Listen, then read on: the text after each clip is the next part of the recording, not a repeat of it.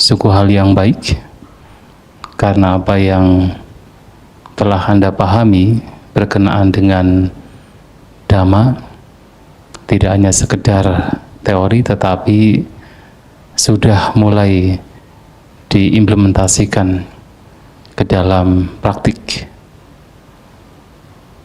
Dan ternyata antara teori dengan praktik, mudah teorinya. Ketika kemudian dipraktikkan, ternyata banyak hal yang ternyata sulit untuk dipahami secara praktikal. Tetapi ini satu langkah yang sangat baik, karena memang ajaran Buddha itu bukan sekedar teori. Setiap pengalaman yang memang dianjurkan dalam Dhamma itu tidak bisa dimengerti hanya dengan logika. Dan ini pula yang disampaikan oleh Sang Buddha sesaat setelah beliau mencapai pencerahan. Beliau mengatakan bahwa Dhamma beliau adalah Atthakawacaro, tidak bisa dimengerti hanya dengan logika. Kalau sekedar logika bisa dimengerti, tetapi itu hanya teori. Untuk bisa mengerti yang sesungguhnya adalah harus membawa apa yang kita teorikan ke dalam pengalaman batin kita, yaitu dengan kita bermeditasi, dengan kita membawa teori yang sudah kita pahami ke dalam kehidupan sehari-hari. Dan walaupun seandainya pun kita hanya bisa melakukan satu hari, itu jauh lebih baik. Maka dikatakan, daripada hidup 100 tahun tetapi lengah tidak waspada, lebih baik hidup satu hari. Kita melatih batin untuk tidak lengah, untuk memunculkan sati, memunculkan mindfulness. Itu masih jauh lebih baik. Dan Anda sudah mulai melakukan 2 hari ini, hatinya lebih baik lagi ya. Bahkan kalau 1 hari pun itu jauh lebih baik ketimbang hidup 100 tahun tapi lengah. Ini sudah 2 hari, artinya sudah lebih baik. Nah, dalam meditasi yang dipraktikkan di sini, yang tujuannya adalah untuk pengembangan batin, ada beberapa hal yang juga patut kita tengarai.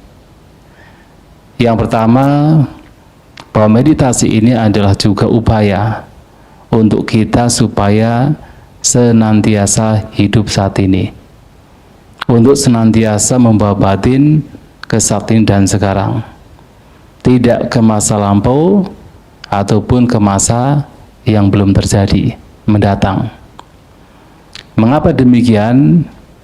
Karena sekali lagi meditasi adalah untuk melenyapkan pikiran-pikiran yang tidak bermanfaat. Ketika pikiran kita dibiarkan mengembara ke hal-hal yang sudah terjadi, sudah dipastikan pikiran kita terseret oleh pikiran yang tidak bermanfaat. Berpikir-pikir tentang yang sudah terjadi, itu sebenarnya adalah kegelisahan, pikiran yang liar. Sudah dipastikan kita sudah terseret ke dalam pikiran yang tidak bermanfaat. Demikian pula ketika kita hanya merindukan yang belum terjadi, sehingga memunculkan kerinduan, memunculkan gelisah, khawatir, ketakutan, itu juga pikiran yang sesungguhnya tidak bermanfaat. Dan biasanya ketika seseorang berpikir-pikir sesuatu yang belum terjadi, pikiran yang tidak bermanfaat inilah yang akan muncul. Maka kemudian meditasi adalah membawa batin ke saat ini. Apa yang saat ini sedang terjadi, itulah yang menjadi objek pengamatan, objek perhatian. Apakah kemudian pada saat batin dibawa ke saat ini dan sekarang tidak ada pikiran yang tidak bermanfaat? Tentu masih ada. Tetapi setidaknya pikiran yang tidak bermanfaat yang berkenaan dengan pemikiran tentang yang lampau dan yang akan datang itu sudah tidak ada. Tetapi kita hanya tinggal menghandle apa yang saat ini sedang terjadi. Ketika muncul pikiran tidak bermanfaat, kita handle yang sedang terjadi ini. Dan itulah kenapa batin senantiasa dibawa ke saat ini dan sekarang. Nah, sehingga salah satu fungsi dari sati, dari mindfulness, dari kesadaran itu adalah membawa batin ke saat ini dan sekarang. Kalau seseorang sadar, seseorang mindful, maka sudah dipastikan batin berada di sini, bukan di masa lampau ataupun yang akan datang. Sudah dipastikan ketika ada kesadaran. Yang dimaksud kesadaran di sini adalah sati. Ya, jadi kadang-kadang memang vinyana juga diterjemahkan sebagai kesadaran, tetapi yang dimaksud dengan kesadaran di sini adalah sati. Sadar dalam artian kita itu eling, kita itu ingat terhadap apa yang saat ini sedang terjadi. Nah, ketika kesadaran muncul, sudah dipastikan batin berada di sini. Sudah dipastikan batin mampu untuk melihat apa yang sedang terjadi, bukan yang lampau, bukan yang akan datang. Maka harus diingat, kalau kemudian ternyata pikiran sudah mengembara, artinya di situ sudah tidak ada sati. Apakah mengembara di masa lampau, atau yang akan datang, atau terseret oleh fantasi, oleh lamunan, kemudian tertidur, artinya sati sudah tidak ada. Maka begitu sati muncul, sudah dipastikan batin sadar terhadap apa yang saat ini sekarang sedang terjadi. Maka ini juga menjadi satu yang mesti kita tengarai dalam bermeditasi. Sadar artinya tidak lupa terhadap saat ini. Dan karena saat ini kita membawa batin pada objek keluar masuknya nafas, pada saat duduk, artinya seseorang sadar terhadap keluar masuknya nafas. Itu yang pertama. Yang kedua, dalam meditasi ini juga sesungguhnya kita memiliki kualitas batin yang boleh dikatakan dengan istilah inklusif. Apa itu inklusif? Adalah batin yang bisa menerima semua keberadaan. Artinya batin tidak terseret oleh suka maupun tidak suka terhadap semua keberadaan, semua fenomena. Artinya inklusif. Nah, sehingga batin yang inklusif ini juga ketika dikatakan oleh beberapa guru meditasi dalam praktik meditasi ini juga sering disebut sebagai choiceless awareness. Kesadaran yang tidak memilih-milih. Tetapi bukan berarti kemudian tidak ada objek utama. Ada objek utama, yaitu apa? Keluar masuknya nafas pada saat duduk. Langkah kaki atau sentuhan di telapak kaki pada saat berjalan. Itu adalah objek utama yang mesti batin sekaligus tentunya perhatian, kesadaran itu diarahkan terus ke objek utama ini untuk supaya tidak mengembara. Tetapi kemudian walaupun ada objek utama, ketika muncul objek-objek lainnya yang kita sebut sebagai objek sekunder, tidak ada utama, ada sekunder. Ketika muncul objek-objek lainnya pun batin dilatih untuk tidak terseret oleh kebencian ataupun keserakahan. Jadi tidak ada preference, ini disukai, ini ditolak, tidak ada. Walaupun muncul objek-objek lain pada saat kita duduk, kemudian memperhatikan nafas, tiba-tiba terdengar suara. Walaupun ada suara yang kemudian perhatian kita tidak lagi terarah pada nafas, objek keluar masuknya nafas, tetapi tidak kemudian memunculkan kebencian atau memunculkan keserakahan. Tidak kemudian dipilih-pilih, ini disukai, ini tidak disukai. Itu hanya sekadar suara. Atau kita memperhatikan nafas, kemudian kita pun juga bisa menengarai perasaan pada jasmani kita. Pada saat itu muncul pun juga tidak kemudian menjadi sebuah gangguan. Melihatnya sebagai sebuah gangguan yang kemudian memunculkan kebencian. Tidak. Ini pun juga hanya sekadar pengalaman. Tidak perlu membenci ketika ada objek yang lain. Ataupun kemudian tidak perlu menjadi serakah, menjadi katakan melekat ketika ada objek lain yang mungkin barangkali terasa menyenangkan. Nah, ketika terhadap apapun objek yang muncul, walaupun batin selalu diarahkan pada objek utama, tetapi di situ tidak ada suka maupun tidak suka, itulah yang kemudian disebut sebagai choiceless awareness. Kesadaran yang tidak memilih-milih, yang kadang juga disebut sebagai bare attention, perhatian yang apa adanya, tidak memilih-milih, artinya tidak terseret oleh kebencian ataupun terseret oleh keserakahan. Dengan kata lain, tidak terseret oleh suka maupun tidak suka. Maka dalam meditasi, dalam apa yang disampaikan oleh Sang Buddha, terutama ketika berbicara tentang sati, mindfulness, perhatian terhadap apapun fenomena, apakah terhadap jasmani, terhadap perasaan, terhadap batin, atau terhadap bentuk-bentuk pikiran, beliau mengatakan Vinaya loke abija domanasang. Seseorang hendaknya tidak terseret atau hendaknya melenyapkan atau melepaskan, yaitu apa? Abija domanasang. Abija adalah keserakahan atau ketamakan atau kesukaan, domanasang adalah kebencian atau ketidaksukaan. Melenyapkan suka maupun tidak suka terhadap apa? Loka. Loka itu bukan dunia dalam artian dunia semesta, tapi adalah loka itu adalah dunia pengalaman kita.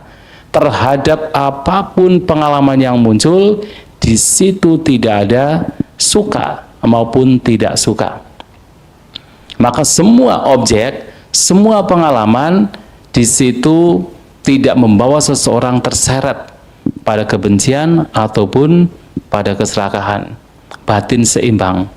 Nah, seperti itu disebut sebagai choiceless awareness. Ada sebuah perumpamaan yang bisa kita jadikan sebagai pengingat. Meditasi itu seperti kalau seseorang, seringkali saya memberikan perumpamaan ini, adalah seperti seseorang yang sedang membuat sebuah pesta. Dalam sebuah pesta, kita mengundang seorang tamu yang paling penting, VVIP. Bukan VIP lagi, VVIP ya. Very important person. Jadi sangat ya orang yang sangat penting. Tetapi kemudian tentu dalam pesta tersebut banyak orang yang datang. Nah, walaupun demikian, karena ada seseorang yang diundang yang sangat-sangat penting, maka sebagai tuan rumah akan selalu fokus terhadap orang ini. Yang paling difokuskan adalah orang ini. Tetapi kan tamunya banyak. Yang kadang-kadang beberapa di antara mereka datang say hello. Nah, sebagai tamu, sebagai tuan rumah yang baik tentunya akan juga merespon. Tapi walaupun merespon, perhatian dia tetap yang paling utama adalah tamu utama. Ya, kadang-kadang satu orang datang, dua orang datang. Tetapi kemudian walaupun demikian, dia merespon dengan bijak, tanpa kemudian merasa terganggu, namun di saat yang sama tetap fokus kepada tamu utama. Nah, demikian pula meditasi ini juga sama. Tamu utamanya siapa? Nafas. Ya, kita fokus pada nafas semaksimal mungkin terhadap nafas. Tetapi kemudian ada objek-objek lain yang datang. Meditasi suara juga terdengar. ya kan? Kemudian perasaan juga muncul, mungkin bentuk pikiran itu juga muncul. Nah, itu seperti tamu-tamu yang lain. Artinya, walaupun kemudian mereka datang, bukan berarti kemudian mereka pengganggu. Kalau kita menganggap mereka sebagai pengganggu, artinya kemudian muncul kebencian. Atau kalau kemudian dianggap mereka sebagai tamu penting sekali, ya tamu utamanya akan ditinggalkan. Maka kemudian tetap terhadap tamu utama, tetapi ketika mereka datang, itu bukan sebagai gangguan. Tidak terseret oleh kesukaan maupun kebencian. Nah, sehingga meditasi ini juga disebut sebagai choiceless awareness. Ada kondisi batin, kesadaran yang di situ tanpa memilih-milih. Oh, ini baik kemudian kita lekati, oh ini buruk kemudian kita benci. Bahkan seandainya ketika kotoran batin muncul, tidak berarti kemudian harus membenci kotoran batin. Cukup disadari, cukup diketahui bahwa itu juga hanya sekadar fenomena. Karena begitu kita membenci pengotor batin yang muncul, itu tidak akan ada habisnya. Kotoran batin tidak bisa dilenyapkan dengan cara membencinya. Betul ya? Tidak bisa dengan cara membencinya. Tapi justru harus dengan sikap bijak. Sikap bijak adalah kita tidak terseret oleh kebencian, bahkan terhadap pengotor batin yang sedang muncul. Dilihat itu sebagai sekadar fenomena. Itu pun juga fenomena yang karakteristiknya persis sama dengan fenomena-fenomena lainnya, termasuk seperti nafas yang sifatnya adalah muncul, bertahan, pada akhirnya juga lenyap. Nah, sehingga kalau kita kemudian membenci kotoran batin yang muncul, itu bukan merupakan solusi. Nah, kalau bisa pada saat itu muncul, sadari. Nah, seperti yang kemarin saya sampaikan, sadari. Biasanya kalau kotoran batin itu kemudian katakan masih belum kuat sekali, begitu disadari itu akan lenyap. Tapi kemudian memang ketika itu kemudian sudah sangat dominan, kita membutuhkan cara-cara lain untuk melenyapkannya. Tapi dengan penyadaran saja, dengan sati saja, itu bisa lenyap ketika itu belum begitu kuat. Atau kalau kemudian perhatian kita itu tajam, biasanya apapun kotoran batin muncul, disadari itu bisa lenyap. Tidak perlu melakukan apa-apa. Jadi diibaratkan seperti kalau misalnya Anda memiliki satu baskom berisi air dan air itu bergolak, bergoyang. Apa yang harus Anda lakukan supaya air tersebut itu tidak bergolak? Ya, apa yang mesti dilakukan? Kira-kira pernah mengalami demikian? Pernah ya? Terus apa yang dilakukan? Hah? Gimana mendiamkan? Hah? Diletakkan terus, setelah itu diapakan? Hah? Diapakan? Iya, betul, dibiarin. Dibiarin saja. Justru kalau kita merespon bereaktif, seperti misalnya ada yang tadi baskom berisi air sedang bergolak, kemudian kita itu merespon dengan digolak-golak begini supaya diam. Bisa diam nggak? Nggak bisa kan? Maka diletakkan, dibiarin. Nanti itu bisa diam sendiri. Batin juga demikian, ada kalanya. Ketika berbagai macam pikiran muncul, sekedar disadari. Kita bereaktif, kita bereaksi, yang terjadi adalah tidak bisa diam. Maka hanya sekedar disadari, melihat itu sebagaimana adanya, seperti kita berada di pinggir jalan melihat ada mobil yang lalu lalang, kita diam saja, nanti akan habis sendiri kalau malam hari.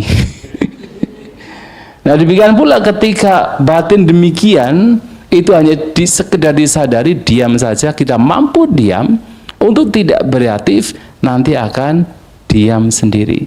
Seperti sebaskom air yang tadi bergolak didiamkan, tidak perlu kita bereaksi, nanti akan diam sendiri. Dan itu bisa dilakukan.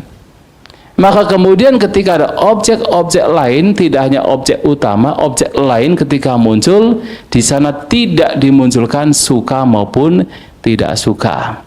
Karena suka dan tidak suka ini adalah preference, adalah choice, adalah pilihan. Yang kemudian ya kita terseret lagi ke dalam pengotor batin sesungguhnya. Maka kemudian harus apa? Seimbang, tidak terseret oleh kemelekatan ketika itu menyenangkan, tidak pula terseret oleh penolakan ketika tidak menyenangkan, bahkan terhadap objek-objek yang lainnya, tidak hanya pada objek utama. Nah, ini yang kedua. Nah, yang ketiga yang sudah saya sering ulang-ulang dalam praktik meditasi ini adalah kita bermeditasi untuk melenyapkan kemelekatan. Menggunakan objek, menggunakan media, tetapi di saat yang sama tidak melekati objek itu. Jadi nafas kita gunakan, jasmani kita gunakan, tetapi di saat yang sama tidak melekati objek itu. Seperti apa? Kemarin perumpamaan ketika seseorang menggenggam seekor burung puyuh. Kalau dicengkram erat, mati. Kalau kemudian dikendorkan, dia terbang. Maka harus proporsional. Kita menggunakan objek, namun di saat yang sama tidak melekati objek. Nah, itu yang kemudian disebut pula sebagai passive awareness, kesadaran pasif. Sadar terhadap objek, tetapi batin tidak bereaktif. Tidak bereaktif artinya tidak melekat. Sadar, tahu keberadaannya, tetapi kemudian tidak melekat. Nah, mengapa kita mesti melatih batin demikian? Karena kemelekatan adalah sebab penderitaan. Yang pertama adalah karena segala sesuatu, segala fenomena, setiap pengalaman, termasuk kita sebagai makhluk seperti ini yang terdiri dari batin dan jasmani atau terdiri dari 5 gugusan, ternyata sifatnya adalah tidak kekal. Kita memiliki jasmani, tidak kekal. Kita memiliki perasaan, juga tidak kekal. Kita memiliki berbagai macam persepsi yang juga muncul dan lenyap all the time, di semua waktu. Kita memiliki bentuk-bentuk pikiran juga tidak tetap, terus mengalami perubahan. Termasuk sati, mindfulness itu juga ternyata tidak tetap, berubah, kadang muncul, kadang tidak muncul. Nah, tapi dalam meditasi kita mengupayakan untuk dihadirkan, untuk dimunculkan. Tapi ternyata walaupun sudah kita ini berusaha untuk memunculkan sati, kadang-kadang lupa juga ya. Meditasi tahu-tahu sudah entah kemana ya. Sudah tidak ada sati kan, entah bagaimana gitu. Padahal kita sudah tahu persis sati itu penting, perhatian penting, itu harus dimunculkan. Tetapi ternyata dalam prakteknya tidak semudah teori. Tidak semudah teori. Nah, demikian pula adalah kesadaran dalam artian vinyana, ya, vinyana. Itu juga terus mengalami perubahan. Nah, karena perubahan yang akan terus terjadi pada batin dan jasmani ini, itulah kenapa meditasi adalah cara bagaimana sedikit demi sedikit melenyapkan kemelekatan. Karena kalau kemelekatan itu masih ada pada objek yang pasti berubah, maka penderitaan akan muncul. Ketika perubahan itu terjadi, penderitaan pasti muncul. Kemelekatan besar, penderitaan besar pasti terjadi. Kemelekatan kecil, penderitaan kecil itu pasti terjadi. Setiap kemelekatan pasti memunculkan penderitaan. Setiap kemelekatan, baik yang kecil, yang halus, sampai yang kasar, yang kuat, pasti menimbulkan penderitaan. Nah, melihat ketidakkekalan inilah maka kita hendaknya mengupayakan melatih batin kita untuk tidak melekat. Kita gunakan, yang baik kita gunakan, tetapi di saat yang sama tidak melekatinya. Itulah meditasi. Maka memperhatikan nafas ini pun juga kita gunakan nafas, tetapi juga tidak melekati nafas. Kenapa? Nafas pun juga sifatnya tidak kekal. Nafas terus mengalami perubahan. Kalau kita melekati nafas, kita akan menderita. Terhadap keseluruhan tubuh itu juga sama. Juga sifatnya tidak kekal. Maka latihan kita adalah tidak melekati tubuh. Makanya pada saat duduk bermeditasi, kita letakkan jasmani kita. Mengapa kita kemudian melatih batin untuk rileks, membuat jasmani kita rileks? Karena di dalam rileks, di situ ada the sense of letting go. Ada yaitu kondisi batin yang melepas, yang tidak melekat terhadap jasmani ketika kita rileks. Namun kalau kita tegang, pasti di situ ada sesuatu yang kita cengkram, ada sesuatu yang kita lekati. Maka dalam kita meditasi, kita membuat seluruh jasmani menjadi rileks. Seperti kalau kita tidur, kita meletakkan jasmani kita rileks, kita melepaskan jasmani kita. Kalau kita tidak bisa meletakkan jasmani kita, tidak bisa rileks, kita nggak bisa tertidur. Hanya kemudian bedanya antara tidur dengan meditasi adalah ketika tidur rileks, kita lepaskan, tapi kesadaran tidak dikembangkan. Namun ketika bermeditasi, kita rileks, kita letakkan jasmani kita, di saat yang sama sati, mindfulness itu kita munculkan. Sadar, itu bedanya. Tetapi kondisi rileksnya itu seperti kalau kita itu sedang tidur, kita letakkan. Karena apa? Jasmani ini sifatnya adalah tidak kekal dan tidak layak untuk kemudian dilekati. Bahkan Sang Buddha memberikan sebuah perumpamaan bahwasanya jasmani ini diibaratkan seperti buih. Pernah lihat buih ya? Berada di sungai, apalagi kalau sungainya besar, seperti kalau di India itu ada sungai Gangga, sangat besar. Nah, biasanya dalam waktu-waktu tertentu itu ada buih. Buih yang kemudian semakin lama semakin besar, semakin besar. Seperti snowball gitu ya. Jadi bola salju yang semakin lama semakin besar.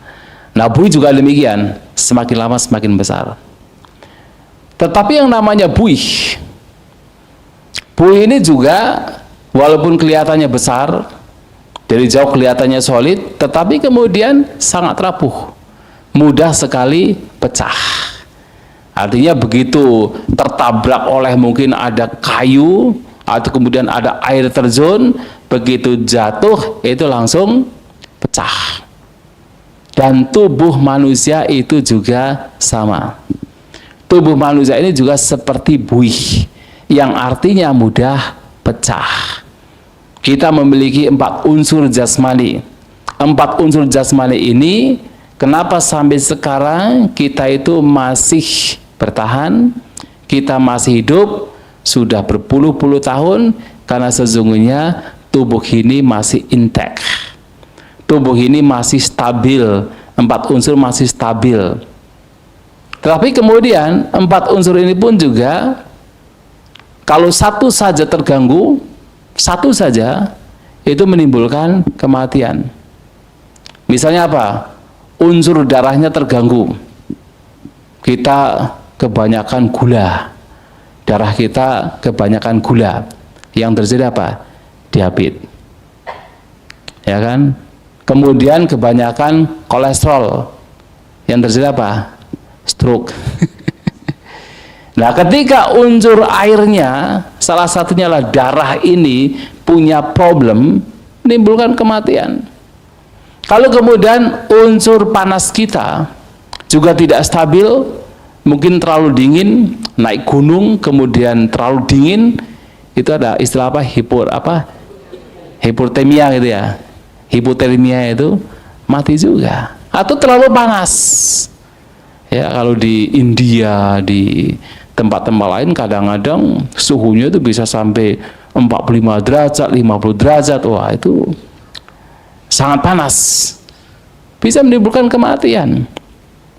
Atau kemudian unsur tanah kita, unsur padat kita, daging kita, tulang kita, itu juga sangat rapuh. Kita naik pohon kelapa kemudian terlepas, jatuh, gepeng juga kan. Ke jalan raya, tidak hati-hati, tabrak mobil, hancur juga. Itulah jasmani kita. Maka jasmani kita itu seperti buih yang sangat rapuh. Dan bahkan seringkali juga disebut bahwa jasmani kita itu seperti anda buta. Anda itu artinya telur. Telur, anda itu bahasa Bali telur. Kalau dalam bahasa Indonesia, bahasa Jawanya jadi endok. Jadi anda menjadi endok. Ya. Telur. Jadi jasmani kita itu kondisinya seperti telur, mudah sekali pecah. Ya, begitu tidak hati-hati, ini bisa hancur. Atau terkadang jasmani kita diumpamakan seperti periuk. Periuk yang mudah sekali pecah. Jadi kalau tidak tahu, kalau zaman dulu ketika saya masih kecil, apalagi di kampung, ketika ada kita mau beli seperti periuk gitu kan, biasanya ada orang yang itu datang dari kampung lain, dipikul gitu kan. Kalau sekarang kan kita bisa pergi ke toko gitu kan, sudah tersedia. Kalau zaman dulu tidak. Zaman dulu mereka yang jualan periuk itu keliling kampung, dipikul. Oh, itu harus super hati-hati. Karena kalau sampai jatuh saja pasti pecah. Ketika kemudian meletakkan pikulannya itu dengan tidak pelan, pecah. Ketika jalan di pesawahan, di pinggir sawah begitu, harus hati-hati. Karena kalau begitu terpeleset pasti pecah. Bahkan ketika berpapasan dengan orang lain, itu harus super hati-hati. Apalagi kalau jalannya sempit, berpapasan, itu harus gantian. Kenapa? Mudah sekali pecah. Jasmani kita juga sama. Saya mudah menyampaikan seperti periuk, mudah sekali pecah. Artinya jasmani yang mudah sekali pecah ini, yang pasti mengalami perubahan, kita lahir, mengalami ketuaan, banyak penyakit, dan juga pada akhirnya kita akan mati. Yang selalu berubah ini, kalau kita lekati, apa yang terjadi? Kita menderita. Maka praktek meditasi adalah praktek untuk bahkan melihat jasmani untuk tidak dilekati. Termasuk nafas pun juga objek yang dibutuhkan, namun di saat yang sama juga tidak dilekati. Dan dalam kitab Pengulas dijelaskan pula bahwa kenapa jasmani itu diumpamakan seperti buih. Karena buih ini pun juga merupakan sarang berbagai serangga. Ya, mungkin kita tidak melihat. Tetapi kalau buihnya besar, itu di dalamnya ternyata banyak serangga. Dan kita manusia juga sama. Kita manusia ini juga sarang berbagai binatang. Betul ya? Yang paling banyak adalah cacing. Itu pasti ada, cacing itu pasti ada di dalam. Pasti ada, dan itu banyak. Ada cacing yang besar segini, banyak gitu ya. Kalau zaman dulu itu, kalau orang kota mungkin tidak ngalami ya. Kita orang kampung itu, pengalaman Lambo. Kita orang kampung itu kadang-kadang karena mungkin kurang gizi gitu ya. Jadi mudah sekali kena cacingan gitu. Jadi kalau kena cacingan kemudian dibawa ke pasar itu sama orang tua kita, kemudian di sana makan yang enak, kemudian dikasih obat cacing. Entah kalau zaman dulu obatnya itu manjur zaman dulu itu. Begitu minum obat cacing terus pulang langsung masuk ke kolam. Wah, keluar semua itu cacingnya. Wah, ternyata tubuh kita tuh banyak cacing itu, sangat banyak cacing. Dan itulah yang terjadi pada kita, bahwa tubuh ini adalah sarang berbagai macam binatang. Baik binatang hidup maupun binatang yang mati. Betul ya? Karena Anda makan ayam, makan ikan, itu adalah binatang-binatang yang mati itu. Jadi sebenarnya kotor. Jasmani ini kotor sekali, sangat kotor. Lantas kemudian dari jasmani yang begitu kotor ini, apakah kemudian layak untuk dilekati? Tentu kita harus menjaganya, karena mau tidak mau jasmani ini juga dibutuhkan dalam praktek meditasi ini. Tetapi di saat yang sama juga tidak melekatinya, karena jasmani juga sumber berbagai macam binatang yang ada pada jasmani, termasuk jasmani adalah juga sarangnya penyakit. Itulah kenapa kita mempraktikkan meditasi adalah untuk melepaskan kemelekatan, dan itu adalah latihan. Sulit, tetapi itu adalah latihan. Karena kemelekatan adalah sumber penderitaan. Dan tidak hanya jasmani, perasaan. Perasaan juga sama, sifatnya adalah tidak kekal, terus mengalami perubahan. Apakah perasaan yang sifatnya jasmaniah atau perasaan yang sifatnya batiniah? Dua jenis perasaan ini sifatnya adalah tidak kekal, terus mengalami perubahan. Dan sesungguhnya kalau kita perhatikan, misalnya perasaan jasmani kita kan sebenarnya mengalami berbagai macam perasaan yang terus mengalami perubahan. Hanya kemudian kita karena tidak tahu perubahan dari perasaan ini, seakan-akan hidup kita itu penuh dengan kebahagiaan. Tapi kalau kita perhatikan ke dalam setiap pengalaman kita, ini baru perasaan jasmani saja. Coba kita bayangkan, kita duduk sebentar, pada awalnya kita merasa bahagia. Tapi setelah beberapa saat, perasaan yang tidak menyenangkan juga muncul. Kemudian kita mengambil sikap yang lain, kita berdiri. Pada saat awal berdiri, kita merasa bahagia. Tapi kalau berdiri lama, sakit juga, menderita juga. Kemudian kita berjalan. Pada saat berjalan, awalnya kita bahagia. Tapi kalau berjalan lama, muncul rasa tidak bahagia, perasaan tidak menyenangkan. Kemudian kita duduk lagi. Awalnya bahagia, tapi setelah beberapa saat merasa menderita. Ya kan, makanya kan sudah bolak-balik, padahal duduk saja.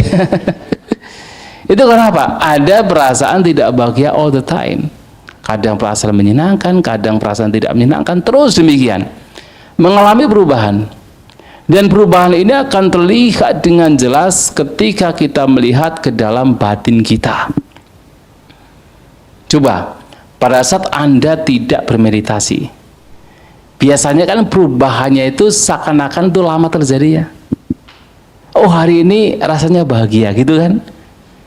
Baru kemudian, oh besok kok menderita kan, paling begitu kan. Tapi dalam bermeditasi, melihat ke dalam setiap pengalaman yang muncul, ternyata setiap momennya berubah. Pengalaman tidak bahagianya juga banyak kali ya. Pengalaman sakit lah, pada saat 1 jam duduk saja, itu berbagai macam pengalaman itu muncul kan. Berbagai macam perasaan muncul. Dan itu terlihat sangat padat. Itulah sebenarnya persepsi ketidakkekalan itu akan terlihat dengan lebih jelas. Kenapa? Karena melihat ke dalam batin. Kalau tidak bermeditasi, tidak melihat ke dalam batin, rasanya perasaan itu ya, itu lama terjadinya, perubahannya lama. Hari ini merasa bahagia, kemarin merasa bahagia, hari ini merasa menderita. Paling begitu. Tapi ketika bermeditasi dalam 1 hari, itu perasaan itu muncul dengan berbagai macam variasinya. Menyenangkan, tidak menyenangkan, menyenangkan, tidak menyenangkan, dan sampai yang netral dan sebagainya. Itu akan terus muncul. Sehingga persepsi terhadap ketidakkekalan itu semakin kuat. Maka sesungguhnya Sang Buddha menyampaikan bahwa perasaan itu seperti gelembung air. Ketika ada hujan, turun di kolam, kemudian muncul gelembung, sebentar kemudian pecah. Perasaan itu seperti itu. Begitu muncul, kemudian pecah. Berganti dengan perasaan yang lain. Hanya karena kemudian tidak melihat ke dalam batin, seakan-akan perasaan itu perubahannya lama. Tapi kalau kita lihat ke dalam batin, perasaan itu terus mengalami perubahan. Ada beberapa orang kemudian bermeditasi sampai 1,5 jam, 2 jam, kemudian memperhatikan perasaan sakit yang muncul. Ada yang mengatakan, Bante, saya memperhatikan itu 1,5 jam, itu perasaan sakit yang muncul, yang lenyap itu sampai 6 kali. Jadi ini sudah muncul sakit, dirasakan terus, lenyap. Nanti kemudian muncul lagi, sampai 6 kali. Itu baru terlihat 6 kali. Padahal perasaannya munculnya, lenyap. Dari waktu ke waktu munculnya, lenyap. Tetapi lumayan untuk bisa melihat perasaan yang sakit muncul sampai 6 kali. Karena apa? Persepsi ini akan menjadi kuat. Oh, ternyata perasaan sifatnya tidak kekal. Apalagi kalau kita bisa melihat setiap momennya itu perubahan, maka muncul persepsi yang kuat bahwa perasaan itu memang anicca. Perasaan adalah tidak kekal. Sehingga dampaknya adalah terhadap apapun perasaan yang muncul, seseorang terlatih untuk tidak melekat. Ketika muncul yang menyenangkan juga tidak didekati, toh ini juga pasti berubah. Ketika muncul yang tidak menyenangkan pun juga tidak dilekati, tidak ditolak. Harus ingat, kemelekatan tidak harus menggenggam loh. Tidak harus yang sifatnya itu adalah menyenangkan loh. Terhadap yang tidak menyenangkan juga bisa muncul kemelekatan. Betul ya? Lebih kuat kan? Kenapa? Orang ketika membenci orang lain itu bisa berhari-hari, bisa berminggu-minggu, bisa berbulan-bulan, bisa bertahun-tahun, bisa sampai mati. Itu nggak hilang-hilang. Kenapa? Kemelekatan, melekat terhadap yang tidak menyenangkan. Maka di sini melihat ketidakkekalan dari setiap perasaan yang muncul lenyap, lantas untuk apa kita kemudian melekat terhadap perasaan demikian? Kalaupun menyenangkannya sudah dialami tanpa harus kemudian menggenggam. Yang berakhirnya kalau digenggam, pada akhirnya menimbulkan penderitaan. Di sesi meditasi selanjutnya dicari lagi, dicari tapi tidak ketemu, menderita. Kenapa ya tadi kok sudah ngerasa enak sekali, sekarang kok menderita sekali? Sehingga kemudian merasa gagal. Wah, meditasi saya gagal ini. Padahal tadi sudah tinggi sekali pengalamannya. Sekarang merasakan begini, gagal. Padahal kita diajak untuk melihat perasaan itu pun juga tidak kekal. Justru itu kesempatan untuk melihat ketidakkekalan. Maka kemarin kebetulan saya ada acara dengan para mahasiswa dari Prasmul dengan Bante Jaratano. Nah, Bante Jaratano memberikan satu ya semacam falsafah alarm. Nah, dengan meditasi menggunakan alarm, misalnya tadi kan jam 7 kan ada suara kan, nah, yang artinya jam 7 ini kita harus bangun dari meditasi. Itu ada baiknya kadang-kadang. Baiknya apa? Alarm ini memberikan satu pelajaran bagi kita untuk tidak melekat. Untuk tidak melekat. Artinya apa? Ketika seseorang bermeditasi dengan alarm, pada saat itu muncul perasaan yang tidak menyenangkan, kita dilatih untuk bersabar. Dilatih untuk bersabar. Nah, begitu kita sampai kemudian, oh ternyata kita bisa bertahan, ya itu sesuatu yang biasanya orang meditasi kalau bisa bersabar sampai alarm itu berbunyi, merasa puas kan? Wah, ternyata berhasil juga ya, ternyata bisa juga ya, ternyata nggak mati juga ya, ternyata kakinya masih bisa gerak juga ya. Karena ada beberapa awal meditasi ketika kakinya sakit itu, yang menjadi khawatir adalah nanti bisa nggak berdiri lagi, kakinya nanti bisa lumpuh nggak. Ya mungkin Anda yang sudah biasa meditasi nggak akan berpikiran demikian, tapi banyak loh anak-anak muda yang, ya kemarin ada yang bertanya juga, yang menjadi satu kekhawatiran adalah kalau sakit takutnya nanti lumpuh. Ya karena belum ada pengalaman. Nah itu bisa terjadi. Oh ternyata dengan alarm yang berbunyi, oh ternyata bisa juga ya kita punya kemampuan untuk bersabar, untuk bertahan.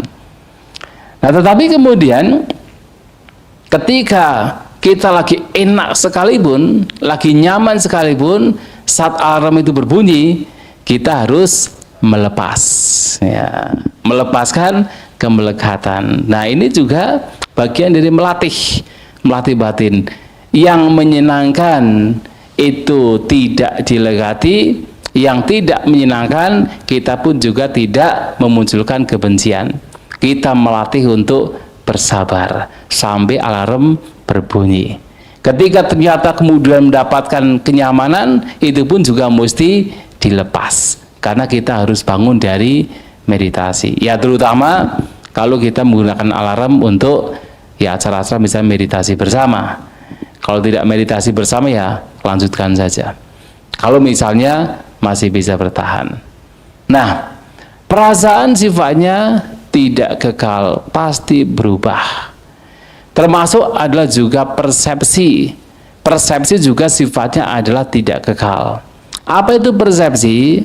Persepsi adalah batin yang mengenali objek. Jadi ketika batin mengenali objek itu adalah persepsi yang biasanya itu ditengarai dengan mengenali warna. Jadi kalau Sang Buddha mengatakan, kenapa disebut sebagai sanya? Lohitang sanjanati, pitakang sanjanati. Nah, artinya apa?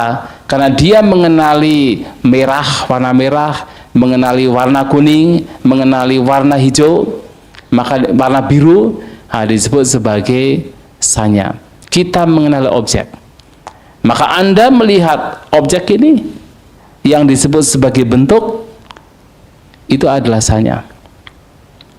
Kemudian ketika Anda mendengarkan suara, kemudian mengenali suara, di situ juga ada bentuk, ada warna. Betul ya, warna suara. Tidak dilihat dengan mata, tapi dengan batin kita. Kita mengenali suara dengan warna. Betul ya? Bisa dimengerti? Tadi ketika Anda mendengarkan ada suara azan, ada enggak gambar di sana dalam batin? Gambar apa? Hah? Gambar toa? Gambar masjid?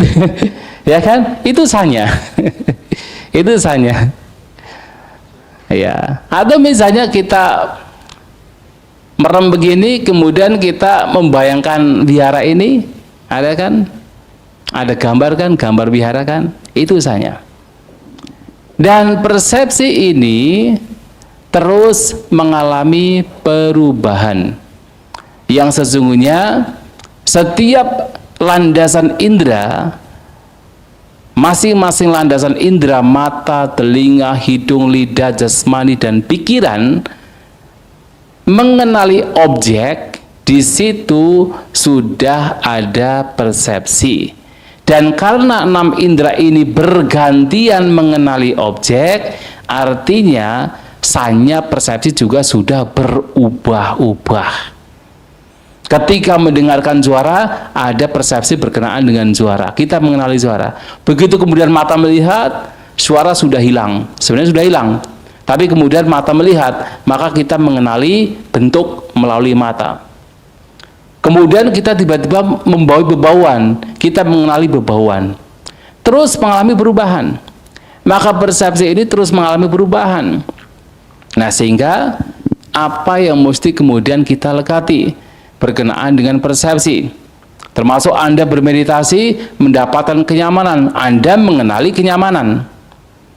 Ketika mengenali kenyamanan dengan persepsi yang ada, yang muncul pada waktu itu, ya itu pun juga tidak layak untuk kemudian dilekati. Karena kenyamanan ini pun juga berubah, persepsi tentang kenyamanan juga berubah. Maka kalau kemudian melekatinya, ya menderita. Hari ini atau mungkin sesi meditasi ini mendapatkan kenyamanan, tapi kemudian selanjutnya kenyamanan hilang. Nah, kita kembali kepada persepsi yang lampau bahwa kita mendapatkan kenyamanan, melekatinya, kita menderita. Atau kalau kemudian kita kembali kepada persepsi yang tidak menyenangkan, ya kita mengingat-ingat sesuatu yang tidak menyenangkan. Dalam kita mengingat-ingat ini juga ada persepsi, karena dalam pengingatan ada juga gambar, ya toh, ada juga gambar tentang pengalaman-pengalaman yang tidak menyenangkan. Itu persepsi. Nah, ketika kemudian kita melekatinya di sana, muncul ketidaksukaan, muncul kebencian, muncul trauma, ya kita menderita. Maka kemelekatan terhadap persepsi ini pun juga sia-sia, karena persepsi ini pun juga berubah-ubah. Setiap momennya berubah-ubah. Melekati, pasti penderitaan yang muncul. Maka Sang Buddha juga memberikan perumpamaan bahwa persepsi ini seperti fata morgana. Seakan-akan itu nyata. Pernah melihat kan fata morgana? Berada di jalan tol, dari jauh kelihatan ada seperti air, ya, air seperti kolam dari jauh. Apalagi kalau misalnya pas terik matahari, ada kolam di depan saya, jauh di sana itu. Dan itu adalah fata morgana. Tapi kemudian ketika didekati, padahal kita sudah tengarai, oh itu di dekat gedung itu misalnya. Sampai dekat, ternyata hilang. Itulah persepsi. Kadang-kadang seakan-akan itu nyata, tetapi kemudian itu juga mengalami berubah, dan itu tidak nyata pada akhirnya. Jadi persepsi ini tidak ubahnya seperti mimpi. Pada saat kita bermimpi, di situ juga persepsi yang bermain. Ada gambar mimpi, ya kan? Dalam mimpi pasti ada gambar, ya. Seakan-akan kita tuh berada di tempat tertentu, mungkin mimpinya indah gitu kan. Tapi begitu buka mata, ternyata mimpi. Dan apapun persepsi itu berubah dan tidak berbeda dari mimpi. Pengalaman-pengalaman yang kemarin dengan yang tadi malam kita bermimpi sama atau berbeda? Sama atau berbeda? Berbeda tapi juga sama. Betul nggak? Berbeda juga sama. Bedanya apa? Ya, dua kejadian yang berbeda. Samanya adalah apa? Sama-sama tidak kekal. Sama-sama hanya sekadar lewat. Ya kan? Sama-samanya sekadar sudah ditinggalkan. Tidak. Bukan sesuatu yang patut untuk dilekati. Nah, maka kemudian terhadap pengalaman persepsi pun juga tidak layak untuk dilekati. Kemudian bentuk-bentuk pikiran juga sama. Bentuk-bentuk pikiran juga sifatnya selalu mengalami perubahan. Ya, dalam meditasi kan banyak sekali pikiran yang muncul, ya. Pikiran yang senang, tidak senang, pikiran mungkin keserakahan, kebencian, tapi kemudian ada kebijaksanaan, ada perhatian. Mungkin sekali waktu muncul kasih sayang, cinta kasih, ada kegiuran dan sebagainya. Berbagai macam bentuk pikiran itu muncul dan terus mengalami perubahan. Sehingga berbagai macam bentuk pikiran ini pun juga karena terus mengalami perubahan, bahkan tidak ditemukan ada entitas, ada inti di sana, maka untuk apa kemudian kita melekat? Kita menggunakan yang baik-baik tapi di saat yang sama juga tidak dilekati. Apa yang baik? Yang baik, kebijaksanaan kita gunakan, sati perhatian kita gunakan, daya upaya benar kita gunakan, ketenangan batin kita gunakan, kesabaran kita gunakan, keseimbangan batin kita gunakan. Ini adalah bentuk-bentuk pikiran yang baik-baik kita gunakan. Tapi di saat yang sama, ini pun juga sifatnya tidak kekal.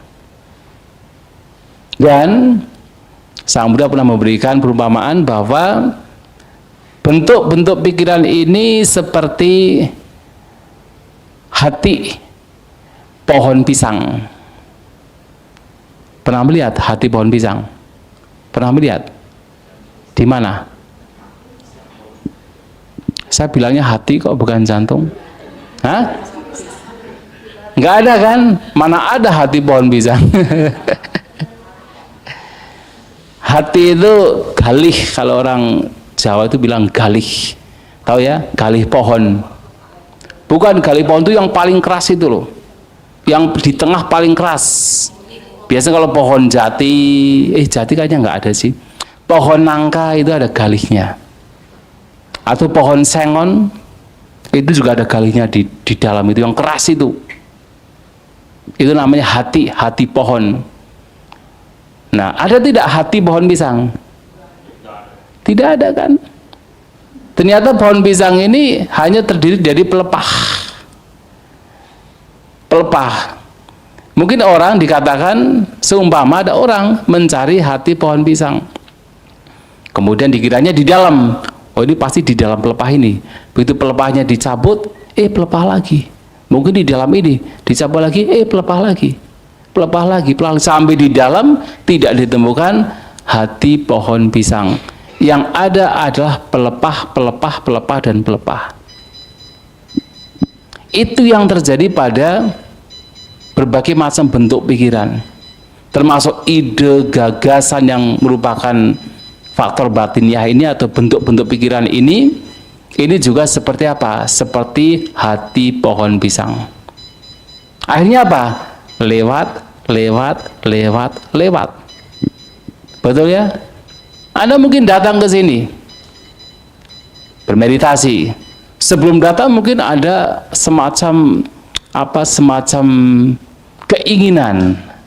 Wah, saya kalau datang ke sana saya akan mendapatkan ini gitu kan.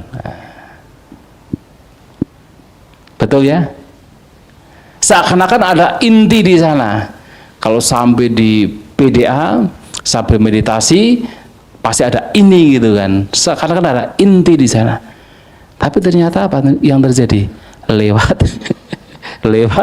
Lewat nanti pada akhirnya tanggal 8 itu lewat juga.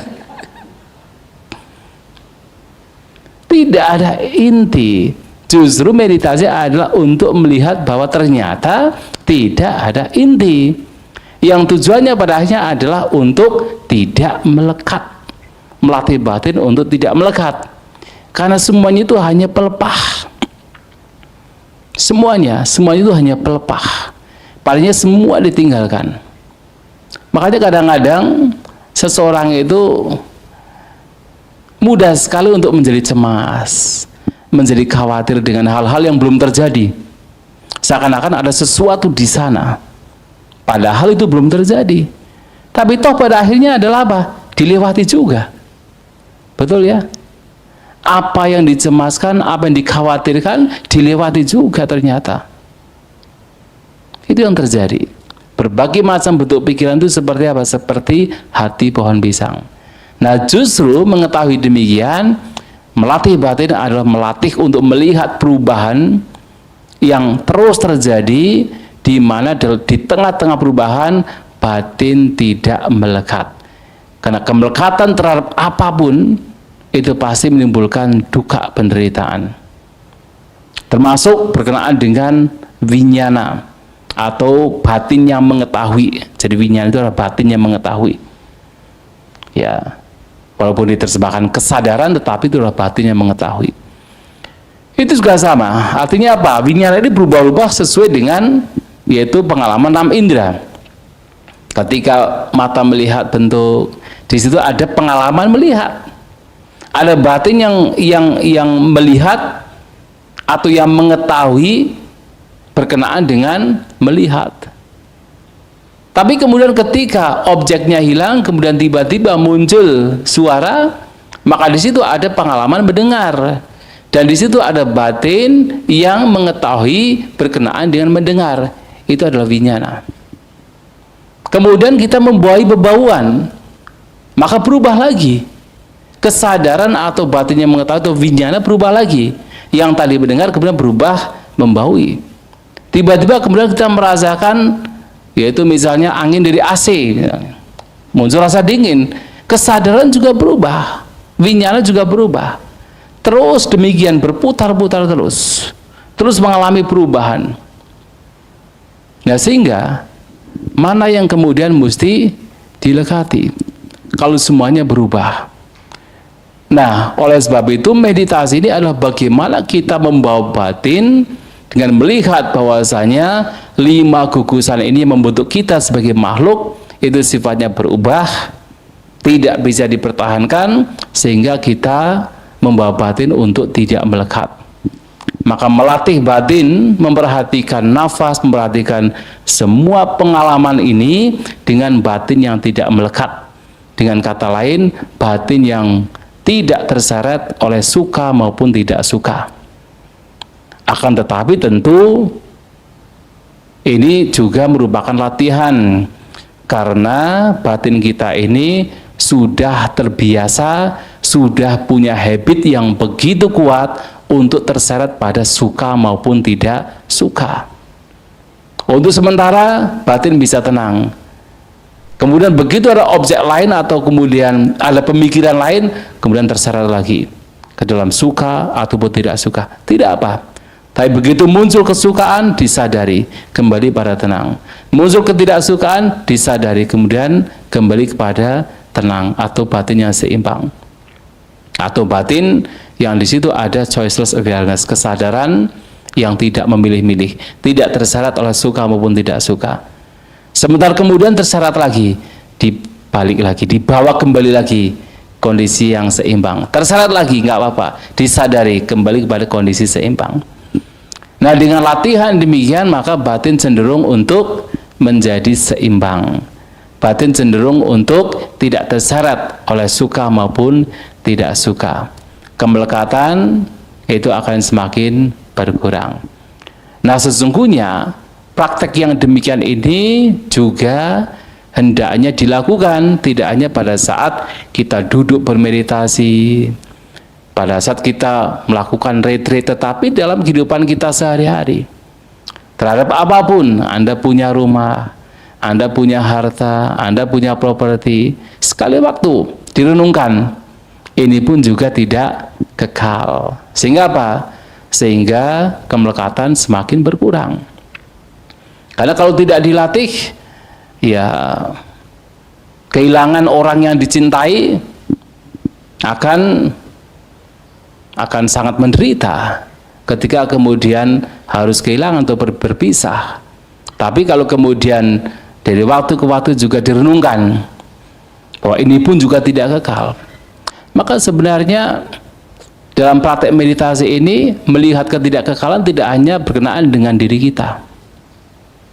Maka di dalam Mahasatiparana Sutta melihat ketidakkekalan itu di keduanya, ajatang bahita, ajatang bahita, ajatang bahita. Artinya apa? Ajatang adalah diri kita sendiri, dilihat sebagai tidak kekal.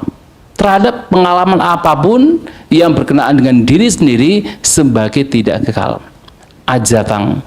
Tapi di saat yang sama juga melihat keluar, bahida, yang luar pun juga sama, juga tidak kekal.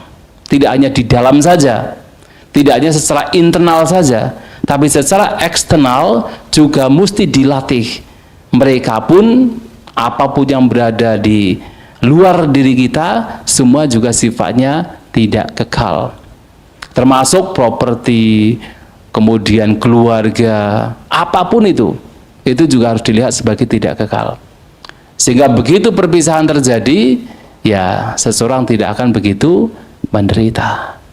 Dan itu yang mesti dilatih di dalam meditasi ini. Maka sekali lagi, meditasi adalah membawa batin untuk melihat objek tanpa melekati objek, dengan pemahaman bahwa tidak ada satupun pengalaman, tidak ada satupun fenomena yang sifatnya adalah kekal. Semua mengalami perubahan.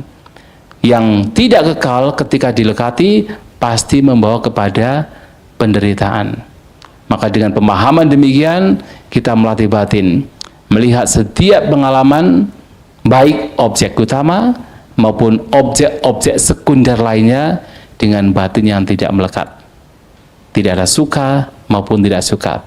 Dan itu semua adalah latihan. Karena apa?